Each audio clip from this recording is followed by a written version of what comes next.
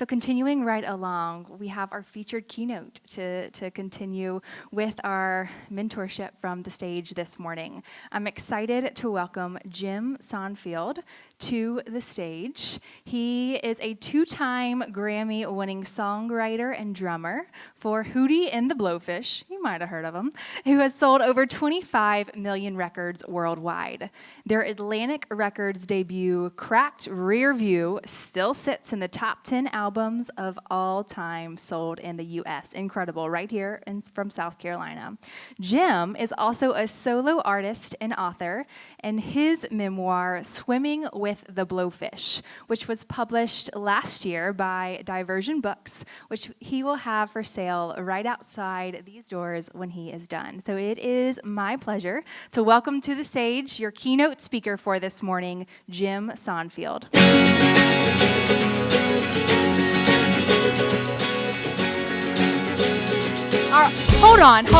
Hold on. We got to start that over one more time. I need you to bring that same walk-up energy Karen brought. So we might have a little walk-off here by the end of the day. We'll see. But DJ Preach, let's hear it one more time. Jim Sonefeld, everybody.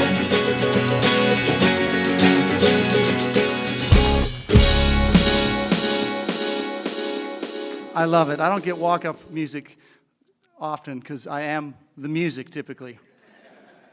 Nice to have a walk-up feel. Good morning, everybody. How you doing? A quick business note before we get going.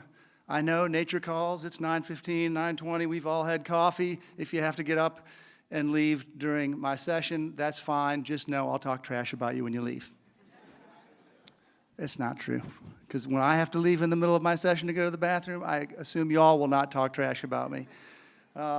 So glad to be here. Thanks, Matt, for making the call many months ago to make this happen. I get up in front of a lot of crowds to tell a story of where creativity and business meet through Hootie and the Blowfish in my personal life. I've been doing the Hootie thing for a long time, but before there was a Hootie or a Blowfish, I was just a little crummy 14-year-old kid who had a few things in his mind fighting for space. One was sports. Throw a ball, I would chase it like a golden retriever and bring it back to you any sport, anytime. That was how I was wired. The other thing was drumming. I was born a drummer. Now, for many years, it was manifesting in tapping and spoons and tapping with my feet and generally annoying any authority figure that was in the room. Got me in a lot of trouble at school and in church and at my own dinner table. When I was about 13, though, my parents began to solve the problem of Jimmy and his tapping with drum lessons. Apparently they were cheaper than therapy, which is what they thought I needed. But something else that same, sort of part of my life happened that sort of became it got in the middle of my regular desires for sports and music. And it was, I found a bunch of 14-year-old kids on my way to public school, coming from my little Christian school of 30 kids, onto the huge 2,000 public school kids. I was so excited, wanted to meet new people, do new things, and down by the river, where all great things happen, I found kids, my new friends, drinking alcohol, doing some other things that I knew from the priests and the parents and the police that knew my older brothers was wrong, illegal, unlawful, dangerous. And even though I knew this on that day as a little 14-year-old kid, I went right for it. I wanted a change. And that's what those chemicals gave me that first time immediately. I ended up at the end of the night on my knees on the side yard, vomiting, hiding it from my parents. And it began in my life, a place where I wanted you to see some version of me while hiding who I really was. So this will come back to haunt me down the road. I go to high school, managed to get out in 4 years. I point my sails at the University of South Carolina to play Division I college soccer. I managed to squeeze a 4-year degree into 6 years, which was maybe the typical USC education, I'm not sure. I learned to read and write. I balanced a lot of things: girls, partying, soccer, academics, a gap year, a growing feeling that I wanted to play music. And sure enough, by the end of my last semester, I'm really feeling like soccer is done and it's going to be music for me. I have a major thing happen in my life, one that nobody wants to see. During my last semester at South Carolina, this is the winter, spring of '89, and I'm in my apartment getting ready over here off of Gregg Street, and I'm on the 3rd floor, and I hear this ruckus downstairs, and it's running back and forth, and it's sort of screaming and hollering, and then silence, and then running again and screaming. I go and I listen in the hallway, stairwell door, and I don't hear anything. I go back to my room, and sure enough, it starts again. 2 minutes later, there's a loud, frantic rapping at my door, and the guy that lived downstairs beneath my bedroom, all frazzled and smoky, saying, "Call 911. Our apartment is on fire. Get the girls upstairs and get the boop out." Panic sets in if you've never seen fire. At that moment, I hadn't even seen it because it wasn't in our house yet, our apartment, but I got that feeling of panic. I ran, I got the cordless phone, new invention in 1989, and called 911. I picked up a beautiful acoustic guitar and put it in its case. I had borrowed it from a friend, and I knew at that time in my life, I didn't have any money to pay back a burnt guitar that I had borrowed from somebody. So I grabbed that, got the girls upstairs, and ran down the fire escape 4 stories to see the windows exploding out of my bedroom and flames coming out, and basically my possessions going up in flames. Not a great way to start an early February day. But it leads me to the place where I would meet my future.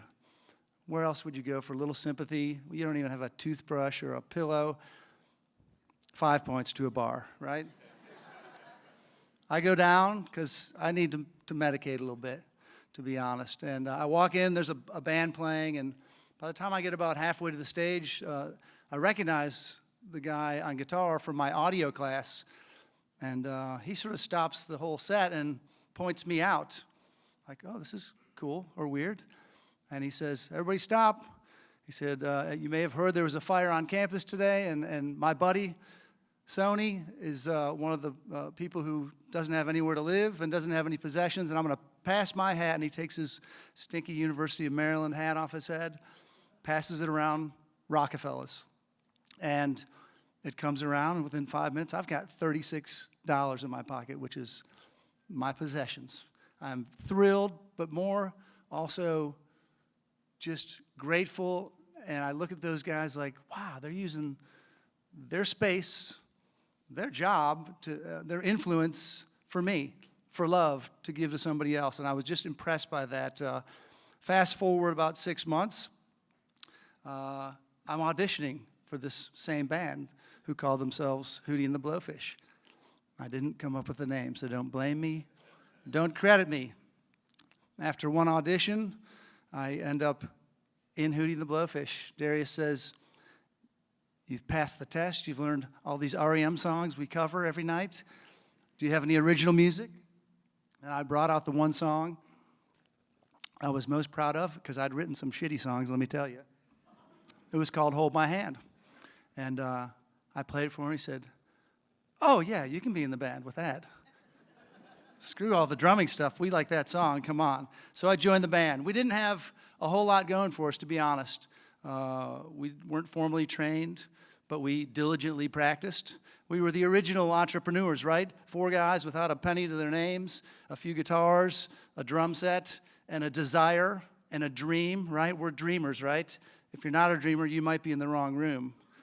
We need business, we need creativity, but they need to find a place to live together. So we don't have a lot. We don't have leadership. Darius Rucker is the lead singer. He didn't want to run our band, though. So we all creatively bound together. Mark put up posters around campus for gigs. I would call venues to try and get gigs. We didn't have a manager, so we managed ourselves. We didn't have experience, but we had the courage to learn and accept some new ideas. We weren't particularly connected to the business of music, the music business, but we were patient. And there's a saying, the richest man is not the one who has the most, but who needs the least. That would have made us very wealthy at that time in 1989. We didn't have anything. We had a spirit, though. we had each other. We had a plan to write songs, improve our audience base, and hope for a record deal. We would sell our own merch that we'd created at the gigs, and we'd pay taxes, which the amount of money we made, we didn't owe much, I promise you that. We played parties to fund recording our original music, which before technology, you had to go book a real studio. So we were being creative, but realizing we were in a business. It wasn't ever perfect. We juggled our day jobs. We did a lot of on-the-job training and failing, parking in the wrong place in Washington, D.C. to go in to do sound check and coming out and we'd been robbed. Duh, it's Washington, D.C. Showing up for a gig that we were promised loads of fans and money, 2 people in Greensboro that night. What do? You play and drink a lot of Jaeger. Signed a really bad record deal along the way and had to learn the hard way that dreams don't always come true and timing is everything. We always did look for truth, though, and that's along your way as your creative spirit. It's important to find some grounding. We had a local accountant to help us count our meager earnings so we could pay proper taxes in the early days. We didn't have much, but we wanted to do it right. We found an attorney in Raleigh who would read simple contracts and make sure we didn't sign something completely stupid that would have us giving away our music. The best advice we ever got was from a producer and a manager named Dick Hodgen out of Raleigh. And Dick was a trash talker, and he was going to produce our first cassette. If that doesn't age me, nothing does. And by the end of this cassette, this 5-song, $1,500 investment cassette, we thought, oh, yes, we're on the way. Probably going to be the next REM by next week. And we decided we're going to ask Dick Hodgen where he thought we, stood on the highway, in the business, which we were sure we were well along the way after 1 year of being together. And we said, Dick, where are we, man? Just tell us the truth. We need to hear it. And Dick smiles. All right, guys, the music business, it's a big superhighway. And I have no doubt you all will be there someday. We're like, yeah, we're probably pretty close, aren't we, Dick? We're just thinking, edging off our seats. He says, but there's, a lot of ways to get to the superhighway. There's, little highways, on-ramps, and avenues, and they all lead to this thing. And he goes, and we're really getting excited because we know at least we're in the on-ramp. If we're not on the highway, we're on the on-ramp. And he says, and you guys are in the kitchen looking for your car keys. And we thought, that's mean, but he was right, and we needed the truth. So find the truth along the way, someone outside of yourselves who can tell you the truth, and you can move on with that. We were, if anything, musically authentic and original, morally flexible probably in the early 90s, to be honest. And our big moment finally came. We worked hard.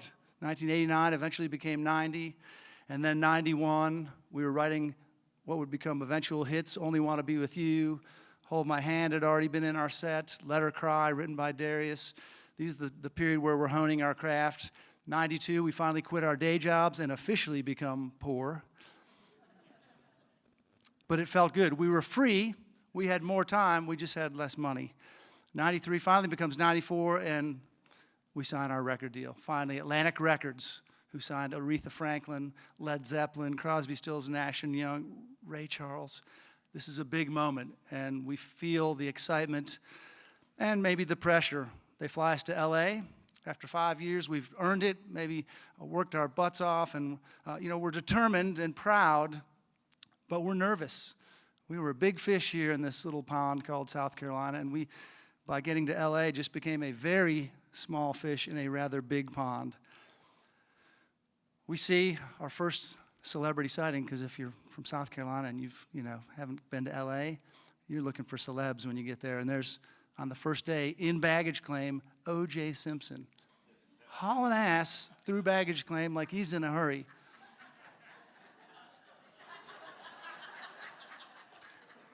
"92 days later, we would understand O.J.'s hurry.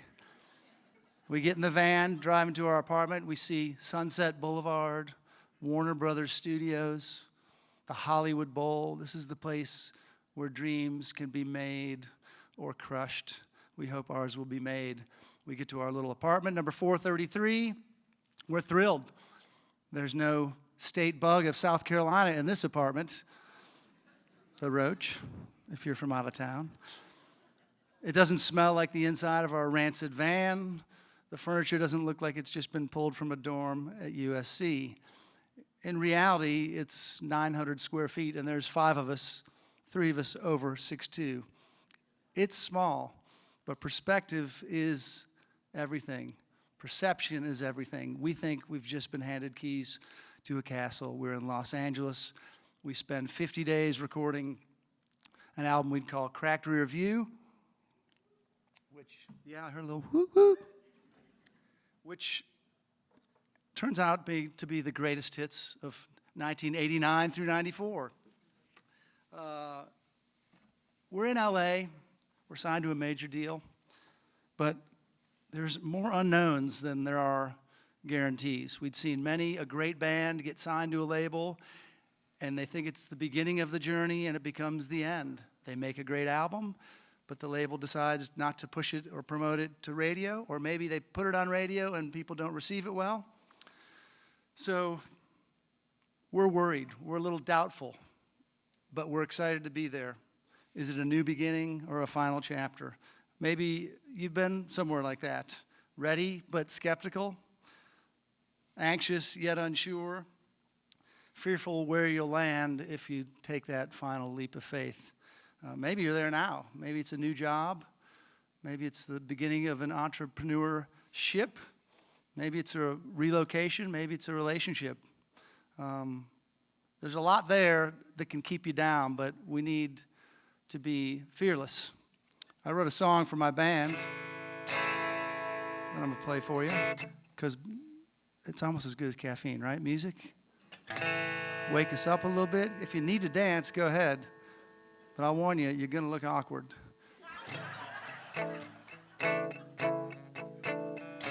The song is called Unafraid.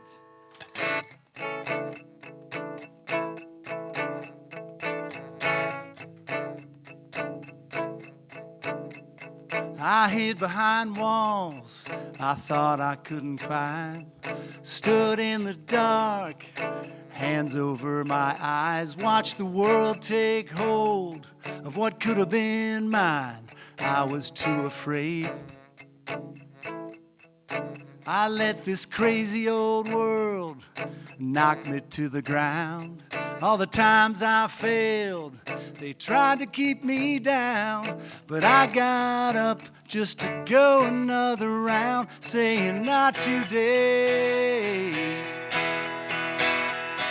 What will I gain if I don't try to find the truth beneath the lies? I'm gonna fight this fear and choose to stay. I'm gonna live my life this way, unafraid, unafraid. I'm gonna live my life this way, unafraid.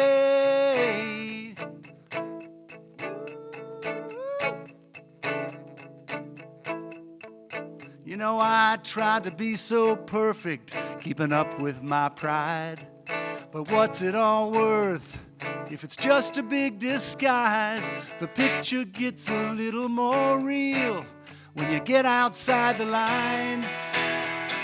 What will I gain if I don't try to find the truth beneath the lies? I'm gonna fight this fear and choose to stay. I'm gonna live my life this way, unafraid, unafraid. I'm gonna live my life this way, unafraid. I see a lighter in the background. That's a good sign. What will I gain if I don't try to find the truth Oh, those little lies.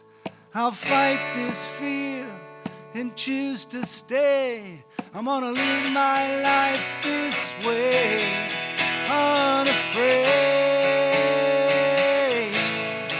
unafraid. I'm gonna live my life this way, unafraid.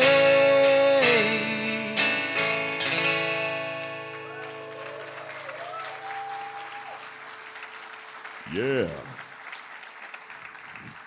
That scared me, to be honest. Yeah. So for us, it's back to work.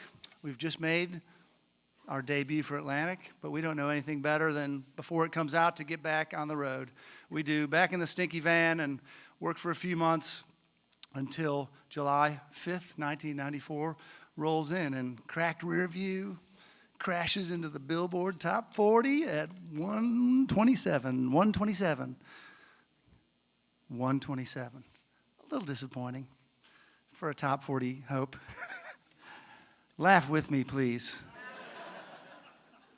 We didn't know any better than to think any chart is good, so the top 200 is a victory. But we keep working. We are peddling this thing. We're at radio stations. We've got the influence of Atlantic Records.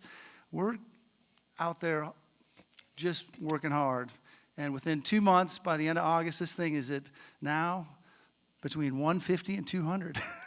It's going the wrong way, people. And we're getting a little nervous, like maybe we are one of those bands that got a chance, took a shot, and it didn't work. And we'd be back to our day jobs.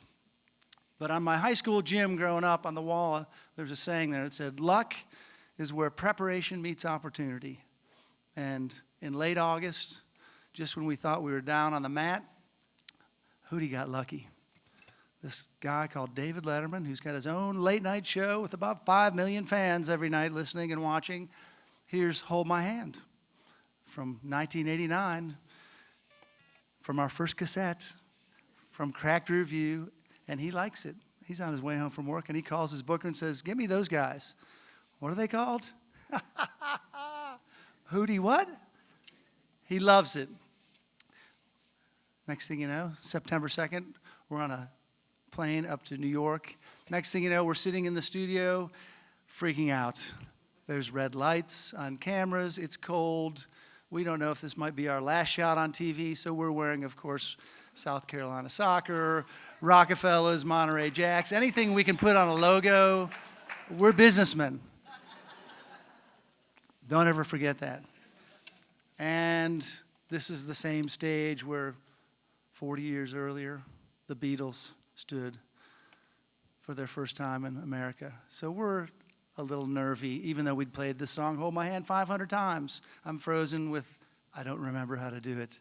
What if I drop a stick? What if? 3.5 minutes later, we were beamed into 5 million living rooms through this television set with a big back on it. It's not flat, it's not on a wall, it's on a table. Woo! And David Letterman single-handedly tips the first domino in our music business career. Fans react. This is where our overnight success begins, for those of you that weren't paying attention. This is where we become an overnight success after 5 or 6 years. Suddenly our tour bus replaces the van. We're flying to other countries. We have our first amphitheater tour in the summer of '95. We stand in London, England on tour when Cracked Rear View hits #1 for the first of 6 times. We're given keys to cities we can't even fit in our pocket. They're big. They don't even go to a door.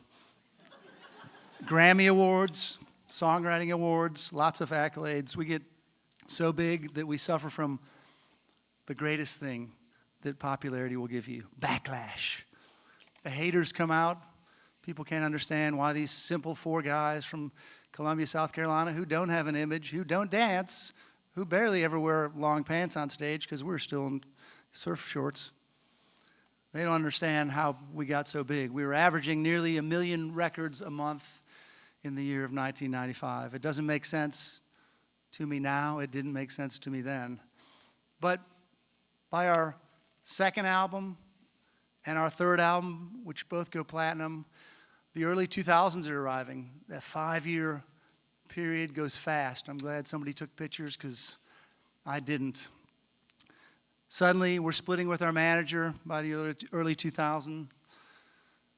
Our label is no longer returning phone calls. Radio only wants to play our old stuff. My bandmates relocate to the beautiful coast. Weddings take place. Babies start arriving.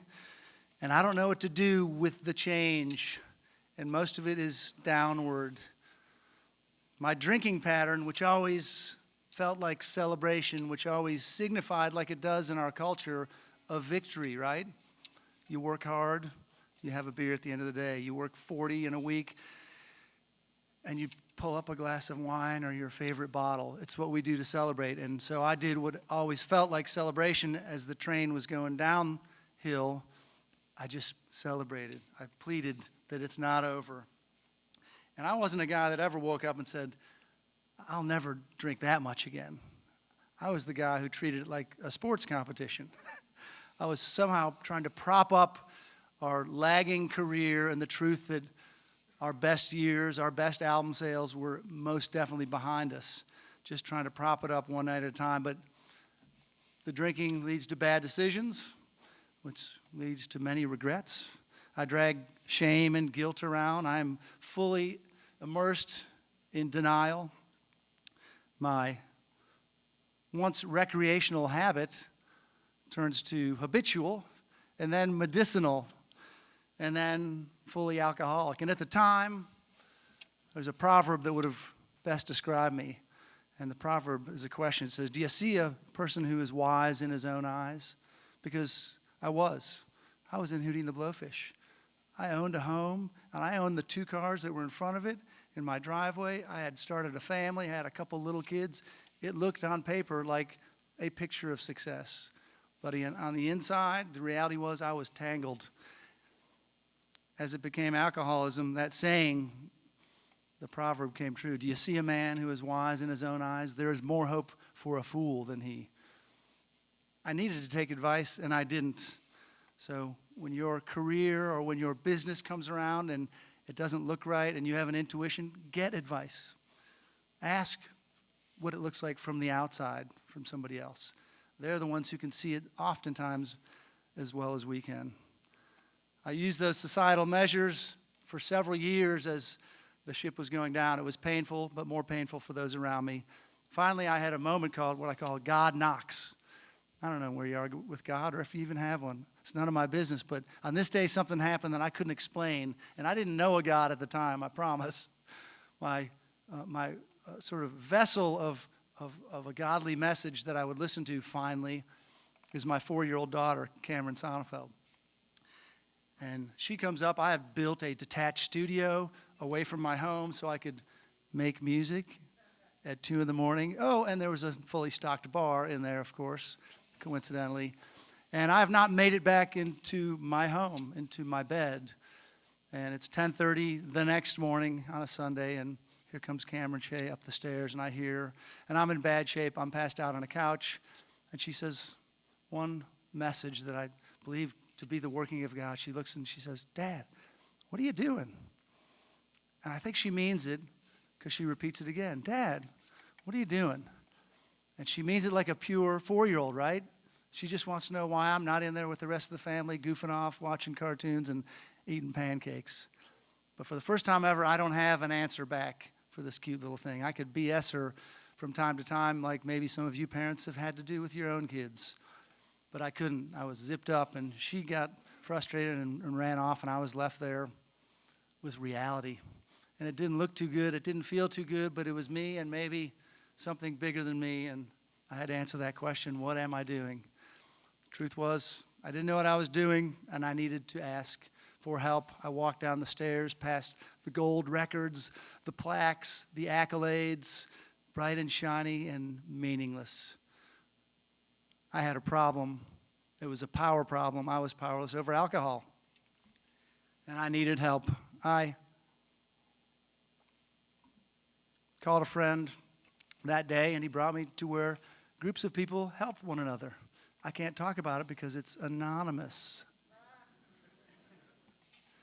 But I found something that very first encounter with these people who had not been able to drink at some point of their lives, had many consequences, and then have found a way out of it. I found this power of transparency. They were talking about it.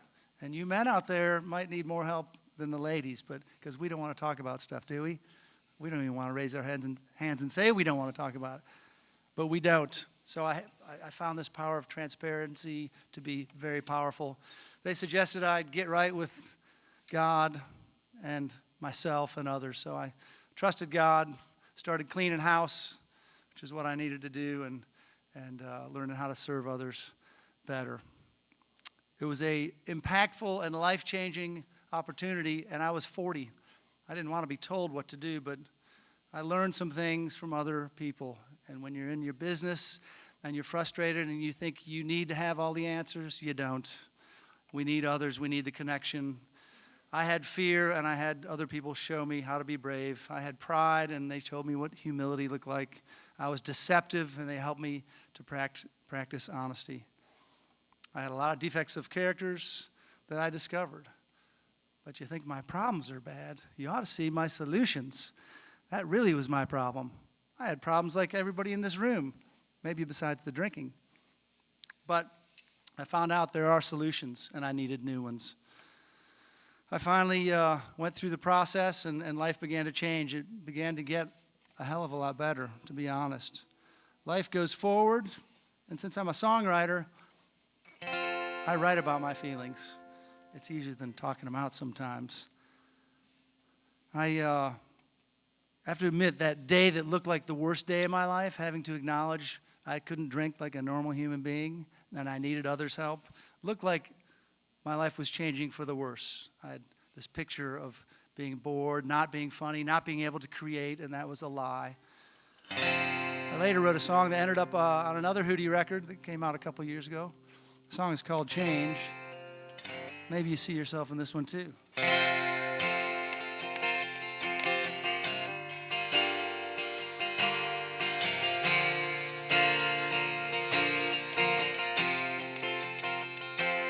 How can I pretend that from the start until the end I'll get to keep the things I love? No matter how I plan, my world keeps shifting like the sands, and when I try to hold on, it all just slips away. So I pile my expectations, but winds of change come in and blow them down. And as I grow old, one thing stays the same, always waiting there to greet me is change.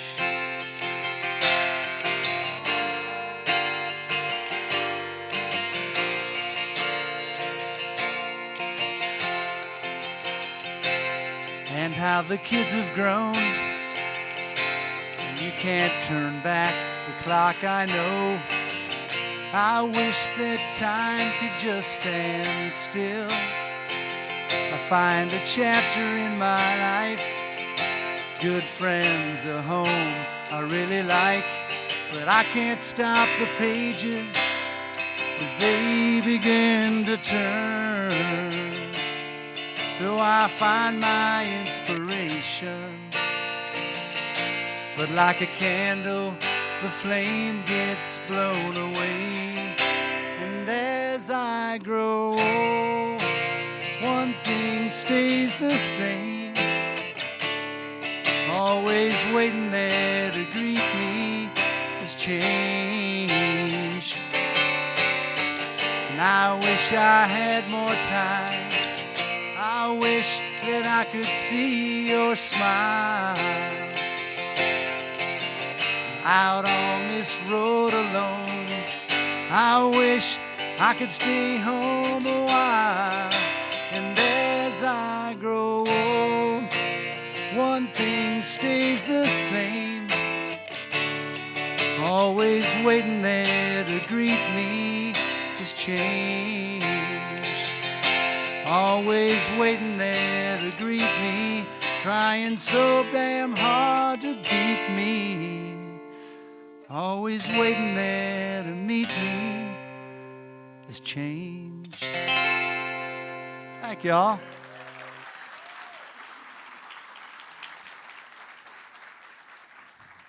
I tell some of these stories and many others in a book, as was mentioned, called Swimming with the Blowfish. And it's available out there. Come out, connect, say hi. I'll autograph a copy for you. And I was just reading something this morning, a study. It was online, and it said that the most successful Christmas gifts are actually bought in the first 3 days of November. Can you believe that? It's true. It was science. This study showed the most engaging, the biggest smiles come, hugs, love, continued love happens when that gift is bought in the first 3 days of November. Just saying, it's science. So come out and say hi. Pick up one for your sister or your mama. So I'll wrap up. We have a journey that continues. Change, the inevitable happens. And as life continues to change, we have an audience that continues to get smaller in the 2000s and mid-2000s. A friend said, get used to the shit, because the fan keeps spinning. And that's the damn truth. Life continued to happen. Divorce, death, all the things we deal with. But as the audience got smaller and smaller, and the amphitheaters eventually became our last gig in 2008, a steakhouse in the LA suburbs. Now that's pretty. You want to check your ego? Start hearing the knives and forks clanking over the music. It was a reality, but we decided for us we needed to get away. We needed to enter an indefinite dormancy. So we bravely decided to sort of not pull the plug, but step away. No touring, no new records until we decide we're ready for another one. We didn't have a record label at the time. Nobody was begging for us. Life was okay. It wasn't bad, but it was different. And two major things happened in that same year of 2008 that never could have been scripted or predicted by anyone, whoever was a Hootie fan. The first thing is, by October of that year, Darius Rucker, the lead singer for Hootie the Blowfish, the grungy rock guy, is coming home to do his hometown homecoming victory lap as a country star. As a country star. He's wearing a cowboy hat and boots, and we're like, what has happened in a very short period here? This man has just transcended things that no one has ever transcended. An African American in the country music arena. Not only that, but a #1 hit. And we're going, this is amazing. I thought it was pretty damn cool that he could elevate himself and have a second career. For me, it was okay for another reason. I had found love, new love after a divorce. And the other complicated story for Hootie the Blowfish and dealing with change is that I decided, because love is daring and often awkward, that I needed to marry our guitarist's ex-wife, Laura. Yes, spoiler alert. I will only give that detail. The rest is in the book. Science, remember science. It's awkward, I admit. 15 years later, less awkward after we've raised up our combined 5 kids and they're either done with college or in college. Laura is here. I thank her for being here by my side. She is an amazing wife and has had to deal with lots of stuff, let's just say that. If it's not bad enough being married to one blowfish, whew. Try 2. So we've got a new thing happening at the beginning of our dormancy, which lasts a decade. Suddenly 2019 arrives. We haven't made an album in years, 14 years. We haven't sold a ticket outside of South Carolina in a decade. We're not sure whether we get back together to do a tour and a record means we're going to stand behind Darius with cowboy hats and overalls, or if we're going to put on our old cut off shorts and cut off shirts and act like it's 1994 with a backwards baseball cap. We're a little trying to find ourselves. And to our surprise and delight, in the summer of 2019, we arrived to our first show. Our management said, based on the numbers, we think you can sell amphitheaters. And we said, what? We played a steakhouse last time we got together. They thought we could do it. And in Virginia Beach, at the end of May in 2019, that curtain flew open. There were 16,000 screaming fans sitting out there. Hershey, Pennsylvania, Hartford, Connecticut, 19,000 fans. Indianapolis, 20,000 fans.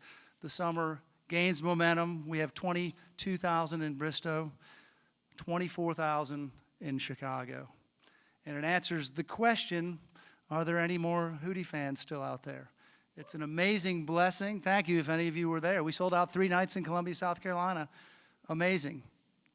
And we were thrilled that we built something long ago on a good foundation that could remain and stay stable even through the ups and downs, the divorces, the remarriages, all the crud that is life.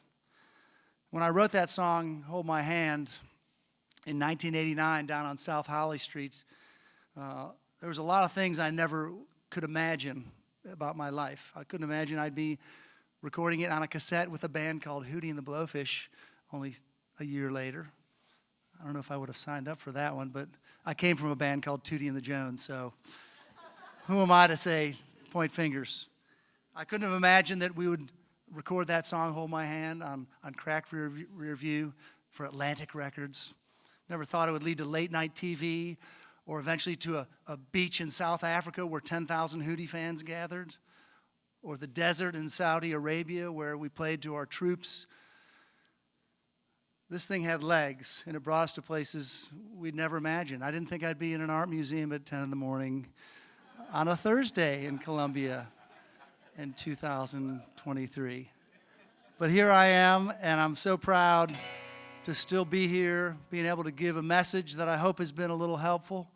I hope you'll pick up the book and read it and see some of the deeper lessons about life that I've learned and about where creativity and business can get together and work for the long haul. If you want to sing and dance, or whoever that was with the lighter back there, come on, sing along with me. This is Hold My Hand.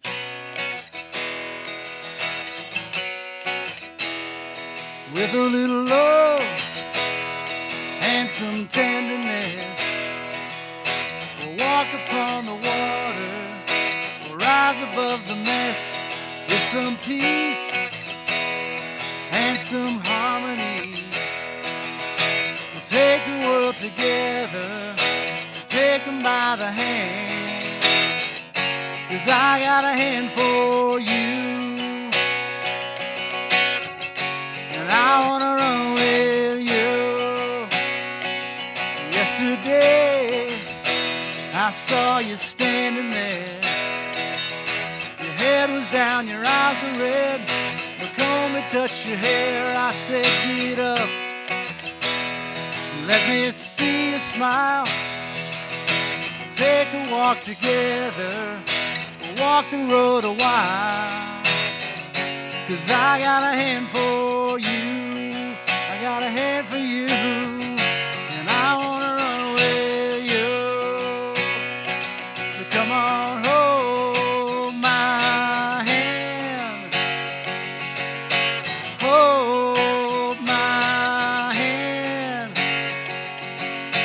hold my hand. 'Cause I wanna love you the best I can.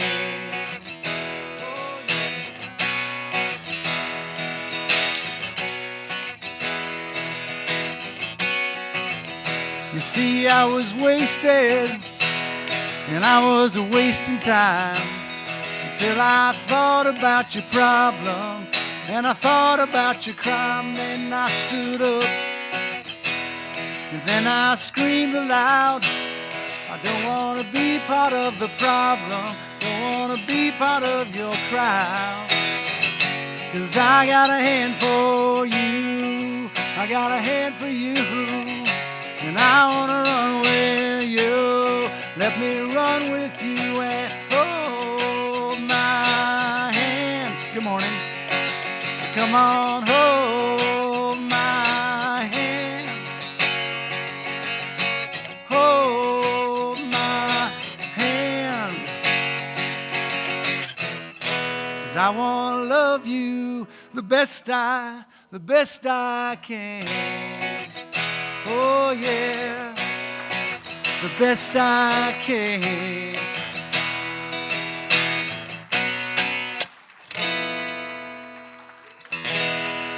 Thank you all.